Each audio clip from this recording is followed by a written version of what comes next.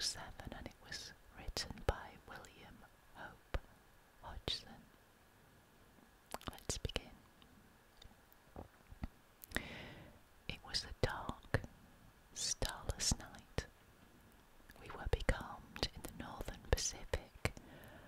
Our exact position I do not know, for the sun had been hidden during the course of a weary, breathless week by a thin haze which had seemed to float above us, about the height of our mastheads, at whiles descending and shrouding the surrounding sea. With there being no wind, we had steadied the tiller, and I was the only man on deck. The crew, consisting of 2 men and a boy, were sleeping forward in the den, while Will, my friend, and the master of our little craft, was all in his bunk on the port side of the little cabin. Suddenly, from out of the surrounding darkness, there came a hail, "Schooner, ahoy!" The cry was so unexpected that I gave no immediate answer because of my surprise. It came again, a voice curiously throaty and inhuman, calling from somewhere upon the dark sea away on our port broadside. "Schooner, ahoy!" "Hello," I sung out, having gathered my wits somewhat. "What are you? What do you want?" "You need not be afraid," answered the strange voice, having probably noticed some trace of confusion in my tone. "I am only an old man." The pause sounded odd, but it was only afterward that it came back to me with any significance. "Why don't you come alongside then?" I queried, somewhat snappishly, for I liked Noddy's hinting at my having been a trifle shaken. I can't, it wouldn't be safe. The voice broke off and there was silence. "What do you mean?" I asked, growing more and more astonished. "What's not safe? Where are you?" I listened for a moment, but there came no answer, and then a sudden, indefinite suspicion of I knew not what coming to me, I stepped swiftly to the binnacle and took out the lighted lamp. At the same time, I knocked on the deck with my heel to waken Will. Then I was back at the side, throwing the yellow funnel of light out into the silent immensity beyond our rail. As I did so, I heard a slight muffled cry, and then the sound of a splash, as though someone had dipped oars abruptly.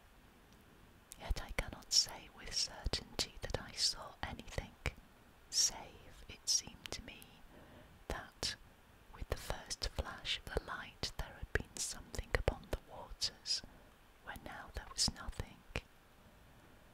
"Hello there," I called. "What foolery is this?" But there came only the indistinct sounds of a boat being pulled away into the night. Then I heard Will's voice from the direction of the after scuttle. "What's up, George?" "Come here, Will," I said. "What is it?" he asked, coming across the deck. I told him the strange thing that had happened. He put several questions. Then after a moment's silence he raised his hands to his lips and hailed, "Boat ahoy!" From a long distance away there came back to us a faint reply, and my companion repeated his call. Presently, after a short period of silence, there grew on our hearing the muffled sound of oars, at which Will hailed again. This time there was a reply. "Put away the light. I'm damned if I will," I muttered. But Will told me to do as the voice bade, and I shoved it down under the bulwarks.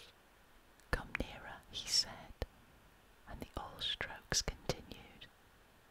Then, when apparently some half-dozen fathoms distant, alongside, exclaimed Will.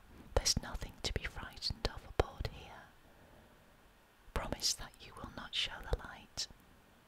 What's to do with you, I burst out, that you're so infernally afraid of the light? Because, began the voice, and stopped short. Because what? I asked quickly. Will put his hand on my shoulder. Shut up a minute, old man, he said in a low voice. Let me tackle him. He leaned more over the rail. See here, mister, he said. This is a pretty strange business, you coming upon us like this, right out in the middle of the blessed Pacific. How are we to know what sort of hanky-panky trick you're up to? You say there's only one of you. How are we to know, unless we get a squint at you, eh? What's your objection to the light, anyway?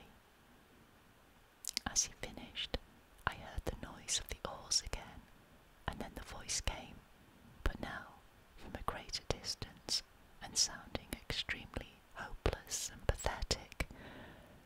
I am sorry, I would not have troubled you, only I am hungry, and so is she. The voice died away, and the sound of the oars dipping irregularly was borne to us. Stop, sang out Will. I don't want to drive you away. Come back. We'll keep the light hidden if you don't like it. He turned to me. It's a damned strange rig, this, but I think there's nothing to be afraid of. There was a question in his tone, and I replied, No, I think the poor devil's been wrecked around here and gone crazy. The sound of the oars drew nearer. Shove that lamp back in the binnacle, said Will. Then he leaned over the rail and listened. I replaced the lamp and came back to his side. The dipping of the oars ceased some dozen yards distant. Won't you come alongside now? Asked Will in an even voice. I have had the lamp put back in the binnacle. I cannot, replied the voice. I dare not come nearer. I dare not even pay you for the provisions. That's all right, said Will, and hesitated. You're welcome to as much grub as you can take. Again he hesitated. You are very good, exclaimed the voice. May God, who understands everything, reward you. It broke off huskily. The lady, said Will abruptly. Is she? I have left her behind. Upon the island, came the voice. What island? I cut in. I know not its name, returned the voice. I would to God, it began, and checked itself as suddenly. Could we not send a boat for her? Asked Will at this point. No, said the voice, with extraordinary emphasis. My God, no. There was a moment's pause. Then it added, in a tone which seemed a merited reproach. It was because of our want I ventured, because her agony tortured me. I am a forgetful brute, exclaimed Will. Just wait a minute, whoever you are, and I will bring you up something at once. In a couple of minutes he was back again, and his arms were full of various edibles. He paused at the rail. Can't you come alongside for them? He asked. No, I dare not, replied the voice, and it seemed to me that in its tones I detected a note of stifled craving, as though the owner hushed a mortal desire. It came to me then in a flash that the poor old creature out there in the darkness was suffering for actual need, for that which Will held in his arms, and yet, because of some unintelligible dread, refraining from dashing to the side of our schooner and receiving it. And with a lightning-like conviction there came the knowledge that the invisible was not mad, but sanely facing some intolerable horror. Damn it, Will, I said, full of many feelings, of which predominated a vast sympathy.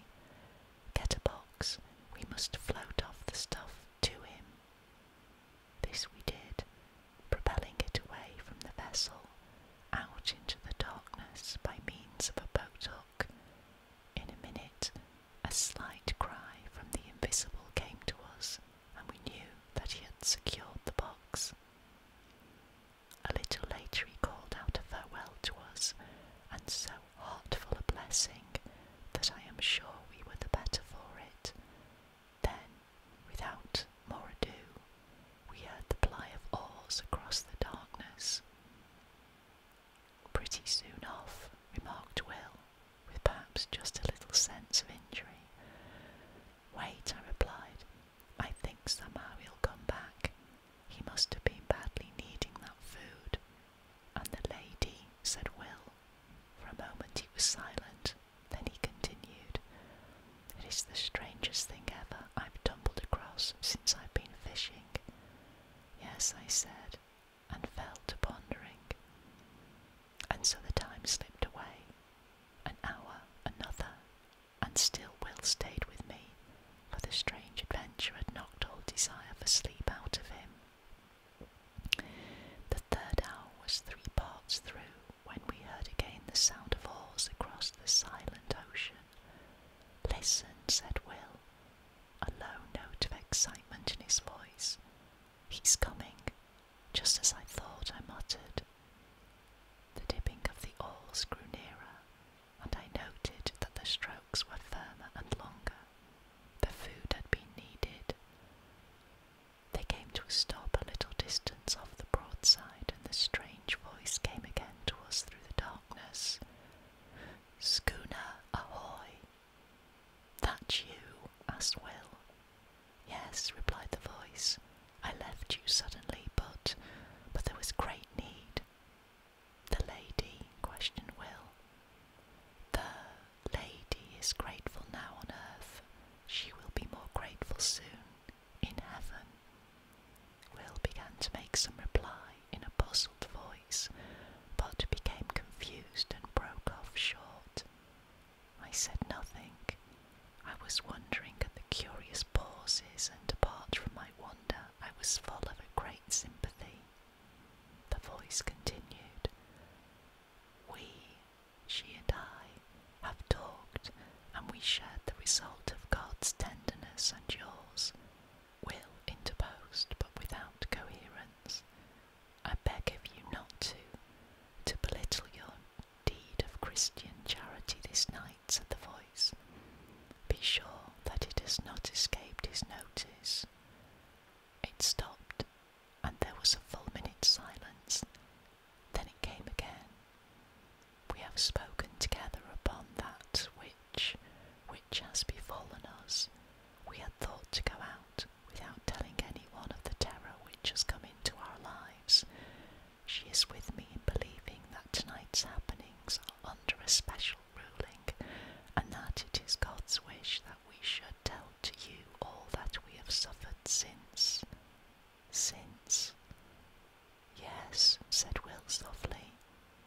Since the sinking of the Albatross. Ah, I exclaimed involuntarily. She left Newcastle for Frisco some 6 months ago and hasn't been heard of since. Yes, answered the voice, but some few degrees to the north of the line. She was caught in a terrible storm and dismasted. When the day came, it was found that she was leaking badly, and presently, if falling to a calm, the sailors took to the boats, leaving a young lady, my fiancée, and myself upon the wreck. We were below, gathering together a few of our belongings when they left. They were entirely callous, through fear, and when we came up upon the decks, we saw them only as small shapes afar, and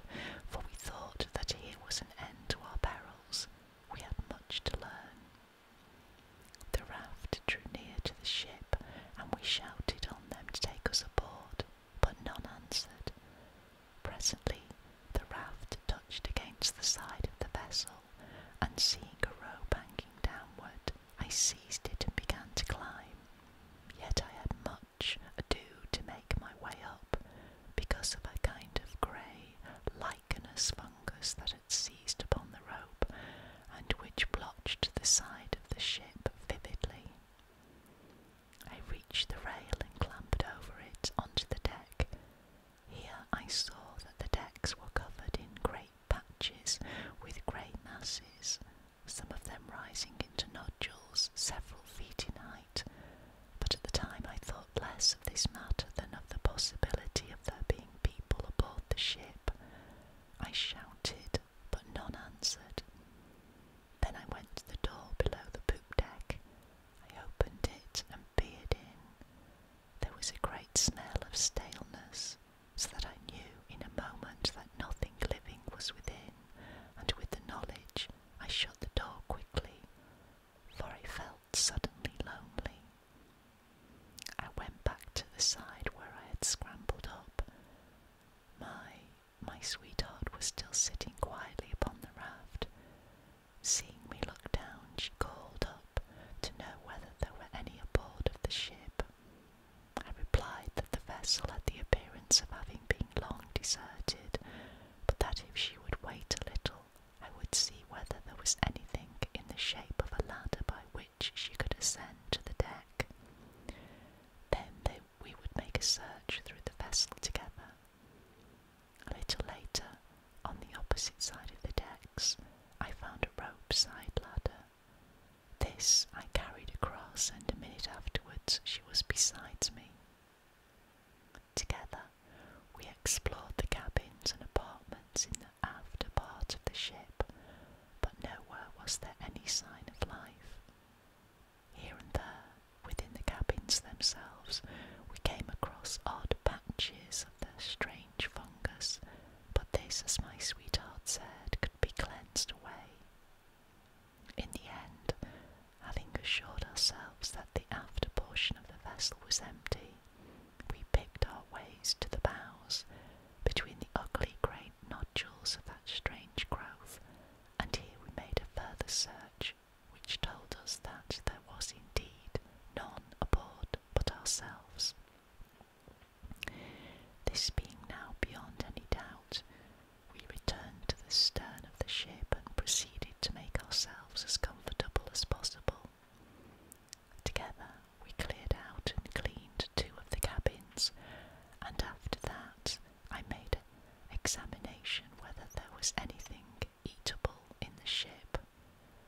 This I soon found was so, and thanked God in my heart for his goodness. In addition to this, I discovered the whereabouts of the fresh water pump, and having fixed it, I found the water drinkable, though somewhat unpleasant to the taste. For several days we stayed aboard the ship without attempting to get to the shore.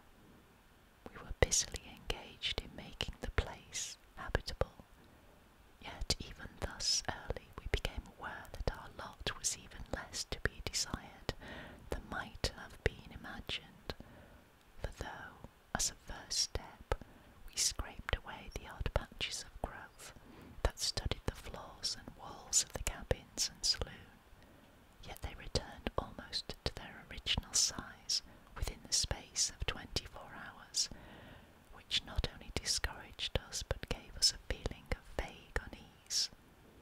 Still, we would not admit ourselves beaten, so set to work afresh, and not only scraped away the fungus, but soaked the places where it had been with carbolic, a canful of which I found in the pantry. Yet by the end of the week the growth had returned in full strength, and in addition it had spread to other places,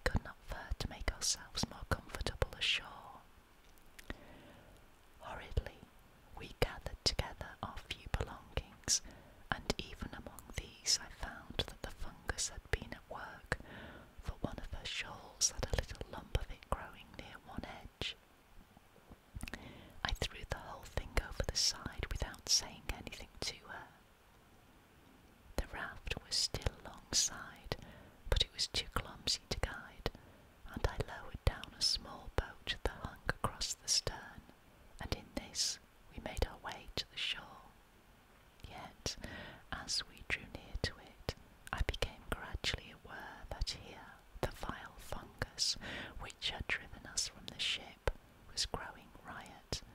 In places it rose into horrible, fantastic mounds which seemed almost to quiver, as with a quiet life, when the wind blew across them.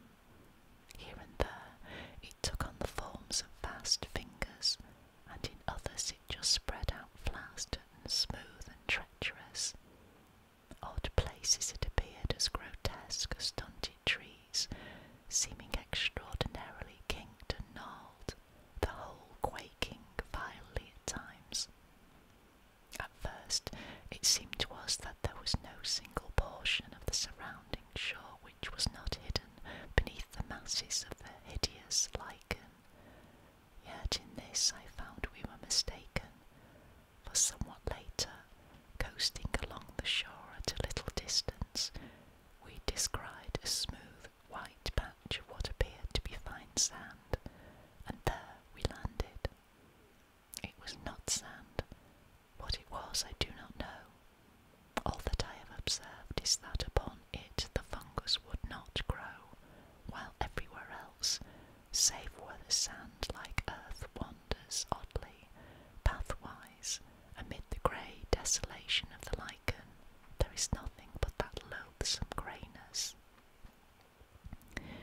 It is difficult to make you understand how cheered we were to find one place that was absolutely free from the growth, and here we deposited our belongings.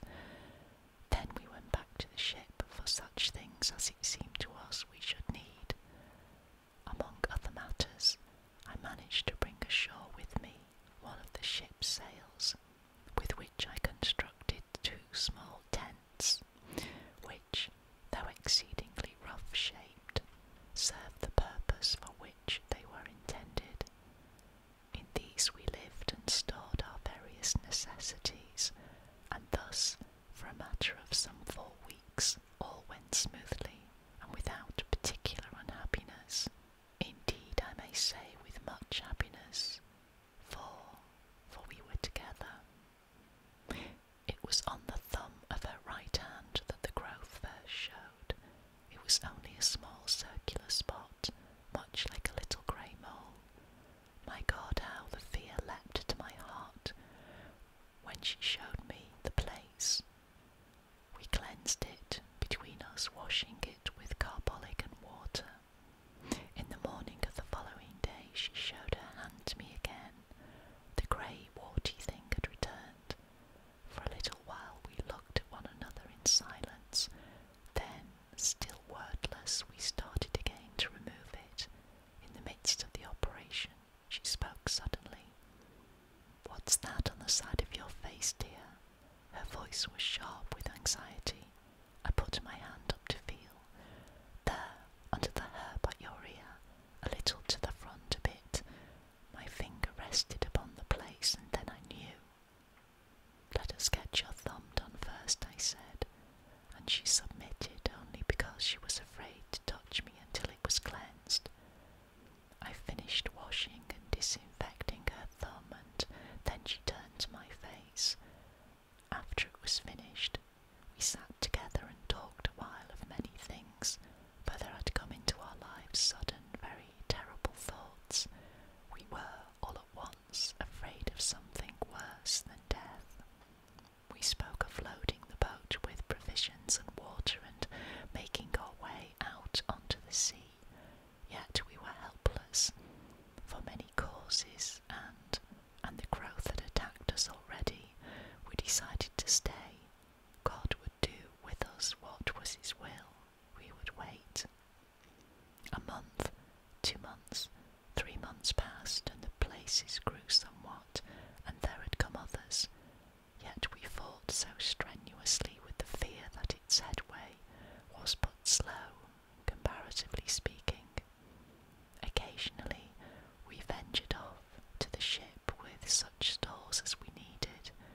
There we found that the persistently. One of the nodules on the main deck soon became as high as my head. We had now given up all thought or hope of leaving the island. We had realised that it would be unallowable to go among healthy humans with the things from which we were suffering. With this determination and knowledge in our minds, we knew that we should have to husband our food and water, for we did not know at that time, but that we should possibly live for many years. This reminds me that I have told you I am an old man. Judged by years, this is not so. But, he broke off, then continued somewhat abruptly.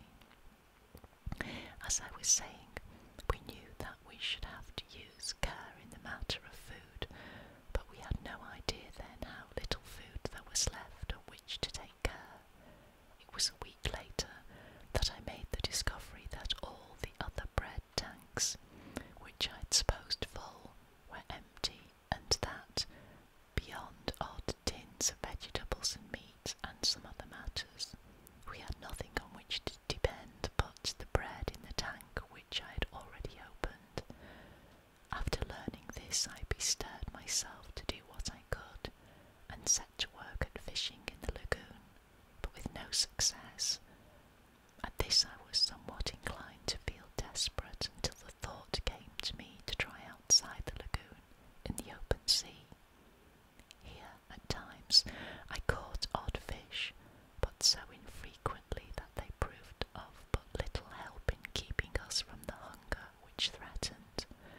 It seemed to me that our deaths were likely to come by hunger, and not by the growth of the thing which had seized upon our bodies.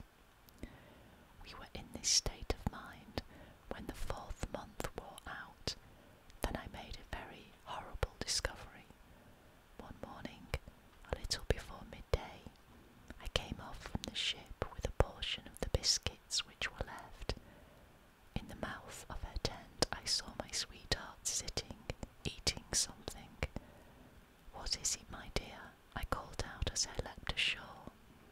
Yet on hearing my voice, she seemed confused, and turning slyly through something toward the edge of the little clearing, it fell short, and a vague suspicion having arisen within me, I walked across and picked it up.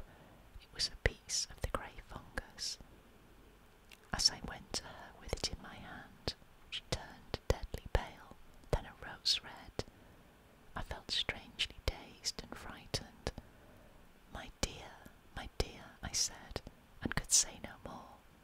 Yet at my words she broke down and cried bitterly. Gradually, as she calmed, I got from her the news that she had tried it the preceding day, and liked it. I got her to promise on her knees not to touch it again, however great her hunger. After she had promised, she told me that the desire for it had come suddenly, and that, until the moment of desire, she had experienced nothing toward it but the most extreme repulsion. Later in the day, feeling strangely restless and much shaken with the thing which I had discovered, I made my way along one of the twisted paths formed by the white sand-like substance which led among the fungoid growth.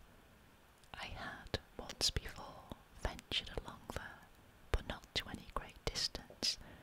This time, being involved in perplexing thought, I went much further than hitherto. Suddenly I was called to myself by a strange hoarse sound on my left. Turning quickly, I saw that there was movement among an extraordinary shaped mass of fungus close to my elbow. It was swaying uneasily as though it possessed life of its own. Abruptly, as I stirred, the thought came to me that the thing had a grotesque resemblance to the figure of a distorted human creature. Even as the fancy flashed into my brain, there was a slight sickening noise of tearing, and I saw that one of the branch-like arms was detaching itself from the surrounding grey masses and coming